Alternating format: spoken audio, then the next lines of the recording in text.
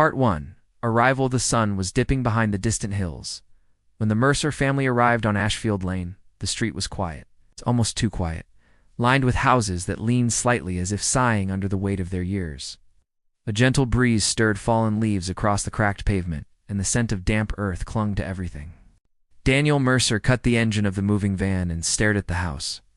From the outside, it appeared ordinary white siding, 2 stories, a small porch with railings slightly askew. But something about the place unsettled him, though he could not name it. Beside him, Claire, his wife, stepped down from the van, brushing a stray strand of hair from her face. She glanced at the house with a mixture of caution and curiosity. "It looks bigger than I expected," she murmured. Daniel forced a reassuring smile, though his gut churned. "That's good, right? More space for the kids?" From the back seat came the excited voice of Evan, their 6-year-old. "It's perfect. We explore now." He bounced in his seat, eyes bright. Mia, their 11-year-old, was less enthusiastic. Headphones over her ears, she gazed out the window with a mixture of skepticism and boredom. "I hope it's not haunted," she muttered, loud enough for her father to hear. Daniel chuckled softly. "Haunted? Hardly just. Old." The front door groaned as Daniel turned the key, the sound stretching far longer than expected. A cold draft brushed past them as the door swung open, carrying a faint, musty smell. Dust motes floated in the shafts of fading sunlight. The interior felt both familiar and wrong. The hallway was narrow, longer than it should have been. The staircase rose into shadows, and every room off the hall seemed larger than it looked from the outside. The dining room held a massive oak table, scratched and scarred as if it had seen generations pass. Evan dashed ahead, his footsteps echoing like gunshots in the empty space. "Come on, look at this." Claire clutched Daniel's arm. "Do you feel that?" Daniel hesitated. The air in the house seemed thicker than normal, and he could have sworn he saw the hallway stretch slightly when he blinked. "Just a trick of the light," he told himself, shaking his head. That first night, boxers stacked like silent towers around the rooms. The family tried to settle. Claire tucked the children into bed. The house moaned softly in the wind, its bones settling with the night. Daniel, alone in his study, unpacked an old camera and a small notebook. He liked to record his surroundings, capture the ordinary details of life. But as he glanced toward the hallway, a chill ran down his spine. For just a moment, he swore he saw the doorway at the end stretch farther than physically possible.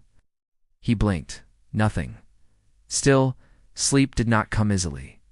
He imagined soft footsteps echoing in the hall, whispers curling around the corners.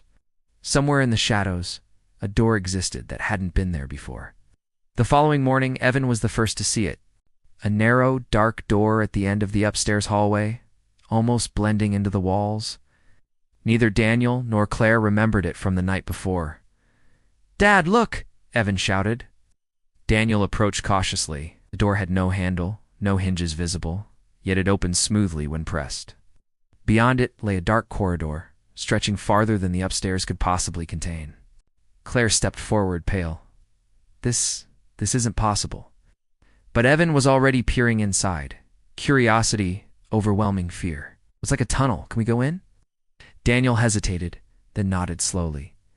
"We'll need to be careful. Cameras, lights, nothing reckless." The day passed in a haze of measurement and notes. Daniel marked distances, measured walls, paced floors. Every calculation suggested the impossible. The corridor was longer on the inside than the outside. The house itself was lying to them. By nightfall, shadows had grown bold, stretching unnaturally across the walls. The house creaked as if alive, breathing around them. The family huddled together in the living room, uneasy.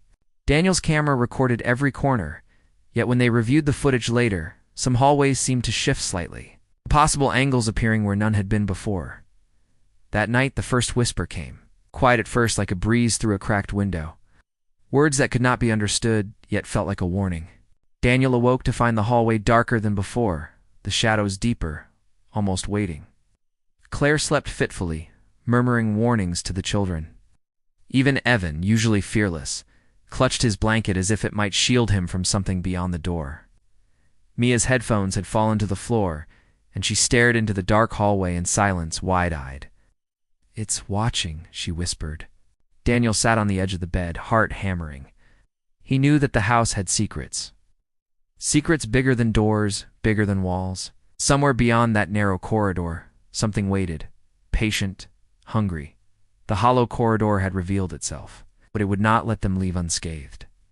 Would you like to help us to reach 1 million subscribers? Please don't forget to like, subscribe, and share. Stay tuned for next part.